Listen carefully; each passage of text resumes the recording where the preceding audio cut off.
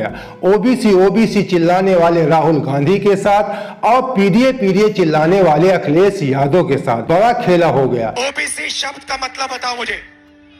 Sir, जो पिछड़े वर्ग से आते हैं उन्हीं को ओबीसी कहते हैं। राहुल गांधी के भाषणों से ऐसा लग रहा है कि ये कोई नौटंकी कर रहे हैं, ड्रामा कर रहे हैं। ये इनकी बातें ना तो ओबीसी को पसंद आती है। दोस्तों नमस्कार, जिसका डर था वही हो गया। ओबीसी ओबीसी चिल्लाने वाले राहुल गांधी के साथ और पीडीए चिल्लाने वाले अखिलेश यादव के साथ, यूपी में सपा के साथ, हिमाचल प्रदेश में कांग्रेस के साथ बड़ा खेला हो गया। ये तो होना ही था।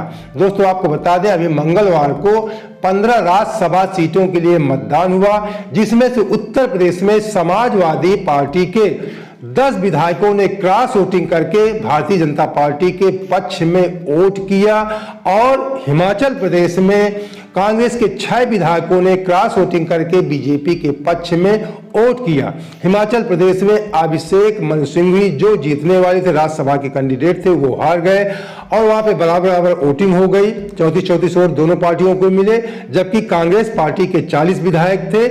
और फिर वहां पे टॉस हुआ, मटकी में पर्ची डाली गई और कांग्रेस कैंडिडेट हार गए, भारतीय जनता पार्टी के जीत गए। इसी प्रकार आपको बता दें, उत्तर प्रदेश में भारतीय जनता पार्टी के जो भारतीय जनता पार्टी के पास वर्तमान विधायक थे, उनकी संख्या केवल 7 राज्यसभा सीट मतलब जिताने की थी, लेकिन भारतीय जनता पार्टी ने यूपी में 8 राज्यसभा सांसद बना लिए। मतलब पूरे 15 में 10 भारतीय जनता पार्टी के बने, 3 कांग्रेस के बने, 2 सपा के बने। क्योंकि इन लोगों के साथ ये खेला तो होना ही था, क्योंकि आजकल राहुल गांधी ओबीसी ओबीसी जिधर जाते हैं ओबीसी ओबीसी चिल्लाते हैं और अखिलेश यादव जी पीडीए चिल्लाते हैं। आपको बता दें, जब राहुल गांधी ने उत्तर प्रदेश में प्रवेश किया था तब दलित और ओबीसी का आंकड़ा 73% बताते थे, लेकिन जैसे इलाहाबाद और अमेठी, सुल्तानपुर का लखनऊ क्रॉस करने के बाद और 2 दिन यात्रा का विश्राम करने के बाद जब वो मुरादाबाद संभल के इलाके में पहुंचे और अखिलेश यादव का साथ मिला तो उनको लगा कि इस परसेंटेज को बढ़ाना चाहिए। अब वो 90% की बात करने लगे हैं। आपको बता दें, इलाहाबाद में जब वो आए थे, इलाहाबाद और अपने संसदीय क्षेत्र अमेठी और सुल्तानपुर प्रतापगढ़ के सड़कों पर चिल्ला रहे थे, 73% वाले जाग जाओ, 73% वाले जाग जाओ, आप सोए हुए हो, मैं आपको जगाने आया हूं, आप बब्बर शेर हैं। इस तरह की बातें वो चिल्ला कर कह रहे थे। ऐसा लग रहा था कि इनके साथ ओबीसी और के साथ बहुत बड़ा कोई अन्याय हो रहा है, इस ढंग की वो बातें कर रहे थे। और जैसे वो मुरादाबाद और संभल के क्षेत्र में पहुंचे, अखिलेश यादव का गठबंधन वहां पे पक्का हो गया, जिनको सीटों का तालमेल था, यहाँ पे कुछ असमंजस था, तो उस समय 73% बोल रहे थे। जब अखिलेश यादव के साथ गठबंधन उनका हो गया तो इसी बात को 90% बोलने लगे। ये कहने लगे कि ओबीसी 50%, दलित 15%, अल्पसंख्यक 15%, 8% आदिवासी सब मिला के 88-90% उन्होंने पहुंचा दिया। अब कहते हैं कि 90% के साथ देश में अन्याय होता है, कहीं इनको अधिकार नहीं मिलता, कंपनियों में हो या राजनीति में हो या हर जगह बता रहे हैं, कहीं पर भी इस वर्ग को जो 90% की आबादी है इसको अपना अधिकार नहीं मिल रहा है। अब जब राज्यसभा चुनाव हुआ तो आपको बता दें, तो जो इनमें से इनके विधायक भागे, उत्तर प्रदेश में समाजवादी पार्टी के और हिमाचल प्रदेश में कांग्रेस के, अधिकांश इन विधायकों में इनके ऊंची जात के ही विधायक थे, इसलिए कि जब इनके पार्टी से वो अगला चुनाव लोकसभा विधानसभा लड़ेंगे तो अपने क्षेत्र में जाएंगे तो अपने जाति वालों को क्या जवाब देंगे। जब उनसे लोग प्रश्न करेंगे कि आपका नेता तो ओबीसी चिल्ला रहा, आपका नेता तो पीडीए चिल्ला रहा है, हम आपको किस बात के लिए क्यों वोट दें। ऐसा नहीं केवल ऊंची जात के ही विधायक समाजवादी पार्टी से हटे हैं या कांग्रेस से हटे हैं, इसमें कुछ पिछड़ी जात के लोग भी हटे हैं। उन लोगों को भी इनकी बातें पसंद नहीं आती, रास नहीं आती। इनके बातों से लगता है कि नौटंकी कर रहे हैं, ड्रामा कर रहे हैं, ओबीसी चिल्ला करके, पीडीए चिल्ला करके। आपको बता दें, जो इस समय राहुल गांधी ओबीसी चिल्ला रहे हैं और अखिलेश यादव पीडीए चिल्ला रहे हैं, ये बहुत पुराना मॉडल हो चुका है, बहुत पुराना सिद्धांत हो चुका है। आज से करीब 30-32 साल पहले की बात है, 91-92 में जब समाजवादी पार्टी स्वर्गीय मुलायम सिंह जी और मायावती जी ने मिलकर 15-85 का नारा दिया था कि 85% ओबीसी दलित है और 15% जनरल कास्ट के लोग हैं। इनके खिलाफ इन लोगों ने आंदोलन किया था, पार्टी भी बनाई और सरकार भी बनाई, लेकिन इनका जो संगठन था वो ज्यादा दिनों तक नहीं चल पाया, बिखर गया। इसके बाद फिर मुलायम सिंह ने मौके की नजाकत को समझते हुए फिर आपने देखा कि जनेश्वर मिश्र, अमर सिंह, राजा भैया, तमाम ऊंची जात के लोगों के साथ अपना संपर्क भिड़ा करके उनको साथ लेकर के अच्छी राजनीति किया और सफल राजनीति किया। उधर दूसरी तरफ मायावती जी ने भी, आपको बता दें 2007 की बात है, जब उन्होंने ब्राह्मणों को साथ लिया, पूर्ण बहुमत की सरकार बनाई, जब फिर उन्होंने ब्राह्मणों ऊंची जात की अनदेखी करना शुरू कर दिया, उसके बाद उनकी पार्टी का पतन ही होता गया। इस समय आप देख रहे हैं कि बसपा की हालत क्या हो गई है। आपको बता दें जिस प्रकार अखिलेश यादव का रवैया दिख रहा है, वो दिन दूर नहीं जब इनकी भी स्थिति बसपा जैसी हो जाएगी। और राहुल गांधी के बारे में आपको बता दें कि कांग्रेस ने कभी ओबीसी या जातिवादी राजनीति नहीं किया है। कांग्रेस ने सदैव सबको साथ लेकर चलने का काम किया, कभी आरक्षण की बात नहीं किया।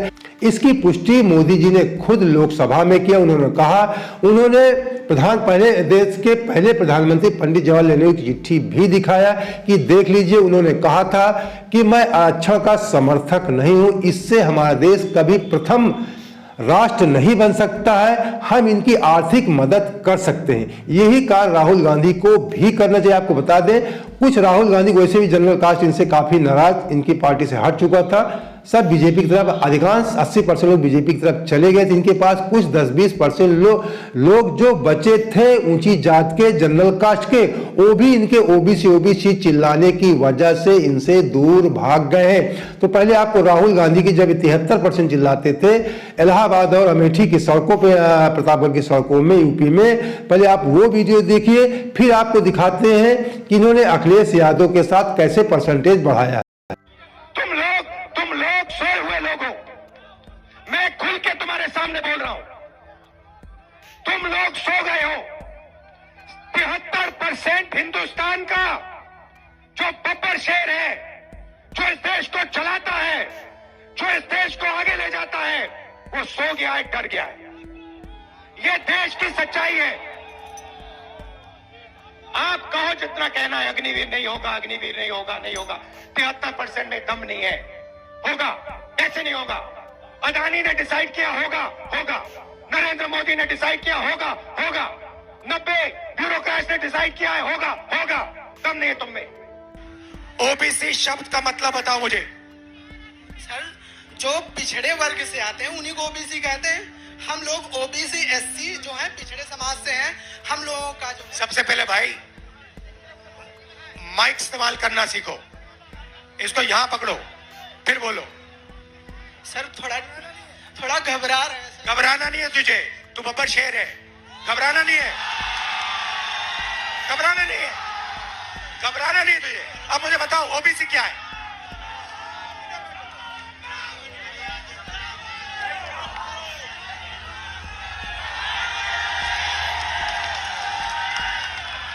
बताओ ओबीसी क्या, बताओ।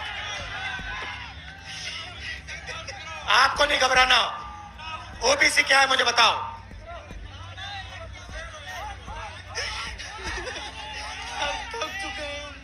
बोलो बोलो बोलो। ओबीसी क्या है? ओबीसी क्या है मुझे बताओ। Backward caste, other backward caste.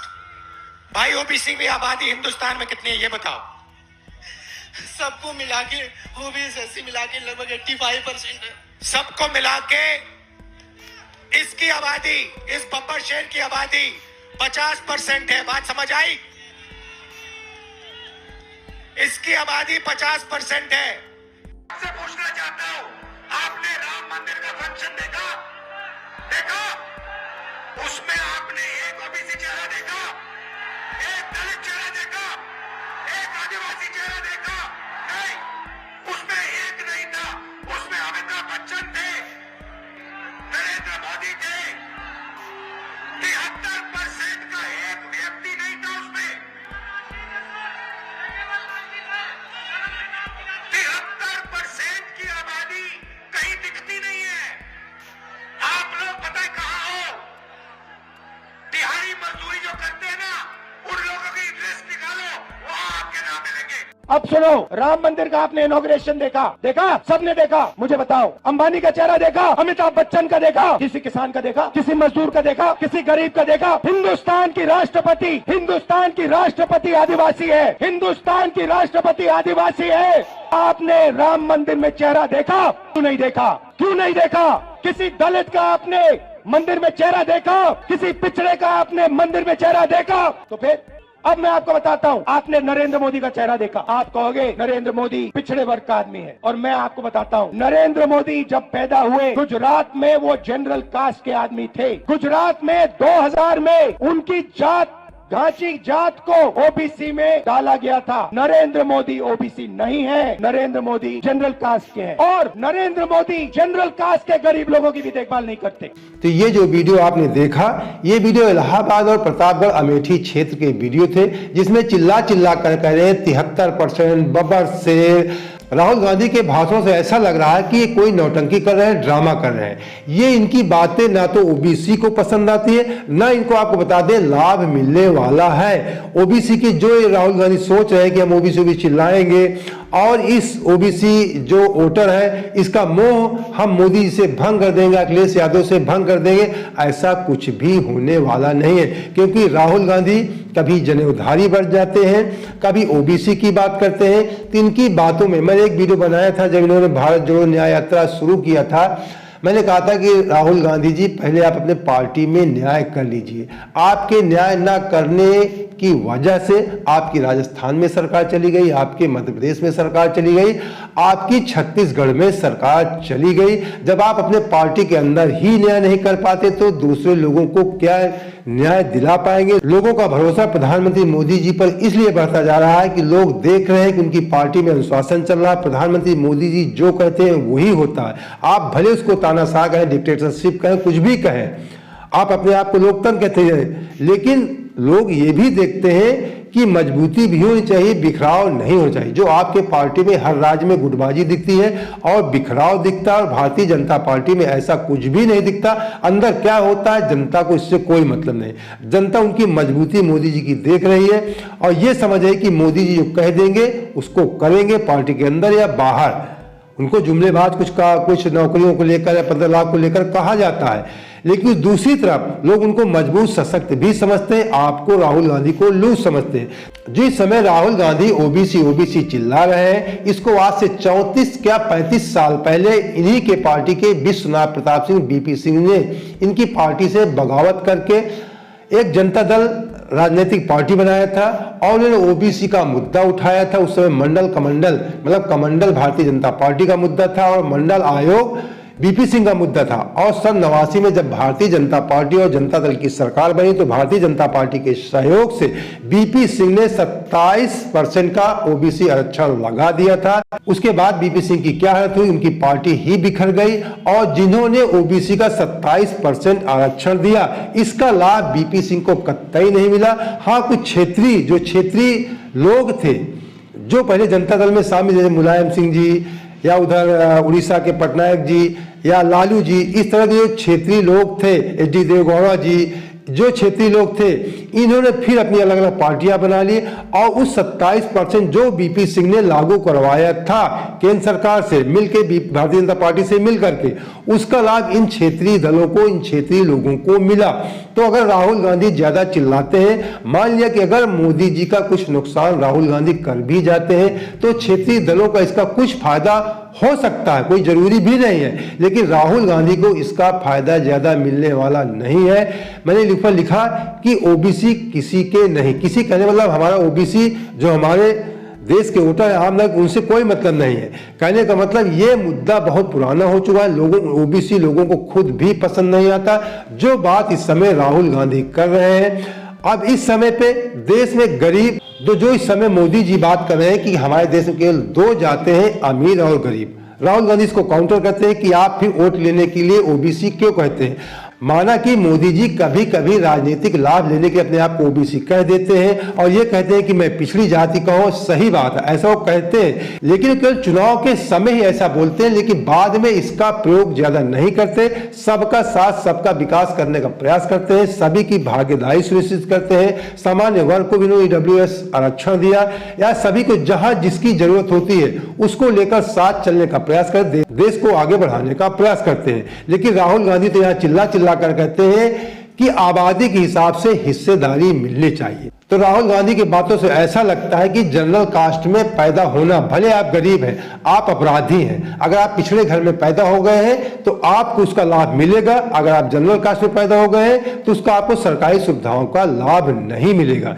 एक तरफ राहुल गांधी कह रहे हैं कि मोदी जी देश को तोड़ रहे हैं, हम देश को जोड़ने का काम कर रहे हैं, भारत जोड़ो यात्रा निकाल रहे हैं। जबकि इस समय आपको बता दें, मोदी जी तो जो कुछ कर रहे हैं, कभी कभी वो बोल जाते हैं शमशान कब्रिस्तान की, लेकिन बताएं चुनाव के समय ही कुछ ना वो थोड़ा बहुत वोट लेने के लिए बोलते हैं, चाहे अपने आप को ओबीसी कहते हो या शमशान कब्रिस्तान की बात करते हो, ईद दिवाली की बात करते हो। लेकिन जब सरकारी सुविधाएं देने की बात आती है, ना तो शमशान कब्रिस्तान को लेकर चलते हैं, ना ओबीसी को लेकर चलते हैं। देश का कोई भी नागरिक जिस हक के लिए जिम्मेदार हो उसको मिलता, उसको मोदी जी दिलाने का प्रयास करते हैं। लेकिन राहुल गांधी जी तो यहाँ खुलेआम चिल्ला रहे हैं कि जिसकी जितनी हिस्सेदारी उतनी भागीदारी, मतलब आबादी के हिसाब से आपको लाभ मिलेगा, ना कि आपकी गरीबी देखकर या आपकी योग्यता देखकर। लेकिन दूसरी तरफ मोदी जी जो जिसका पात्र है उसको लाभ दिलाने का प्रयास करते हैं। उन्होंने ये नहीं कहा कि मुस्लिम इसको लाभ नहीं मिलना चाहिए, पिछली जात या ऊंची जात का इसको लाभ नहीं मिलना चाहिए। जो इस समय राहुल गांधी, अखिलेश यादव बात कर रहे हैं, जो ये लोग, जो इनकी मंशाएं दिख रही हैं, ये देश तोड़ने वाली है। आरोप लगाते हैं लोग भारतीय जनता पार्टी पर, लेकिन खुद देश तोड़ने का कार्य कर रहे हैं। जाति आधारित बात करना धर्म से भी ज्यादा खतरनाक है। एक धर्म को आप जात के आधार पर बांट देंगे, जात तोड़ देंगे, तो निश्चित तौर पे हमारा देश कमजोर हो जाएगा और हमारा देश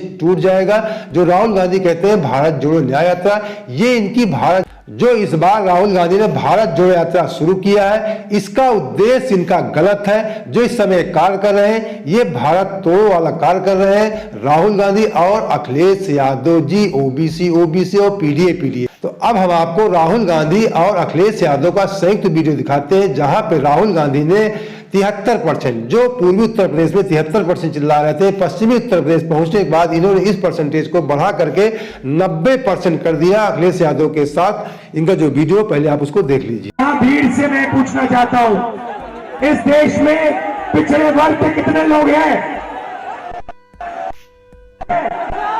50%।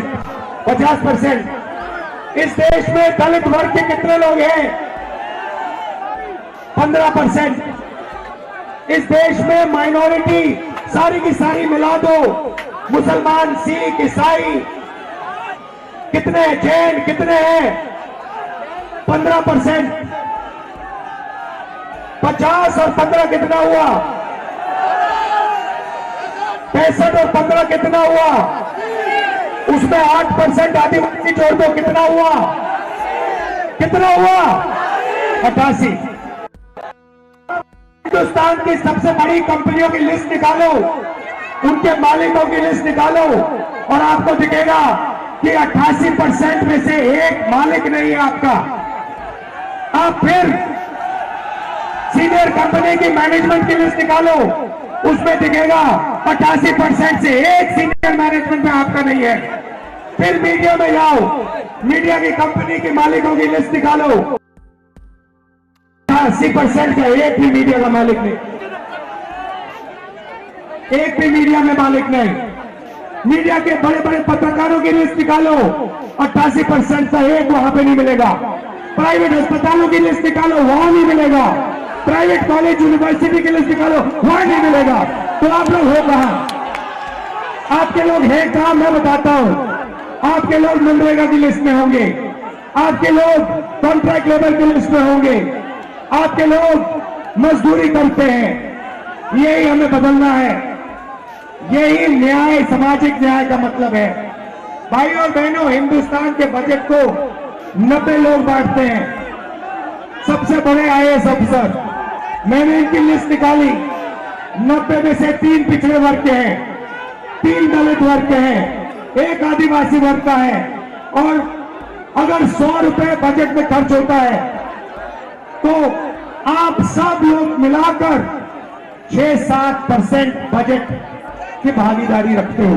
तो दोस्तों, अब आगे बढ़ने से पहले आपसे निवेदन करेंगे, अगर आप इसी प्रकार निष्पक्ष खबरों के साथ हमारे साथ जुड़ना चाहते हैं तो सबसे पहले चैनल सब्सक्राइब कर लीजिए और हमारा आर्थिक सपोर्ट करने के लिए हमारे चैनल को ज्वाइन भी कर लीजिए।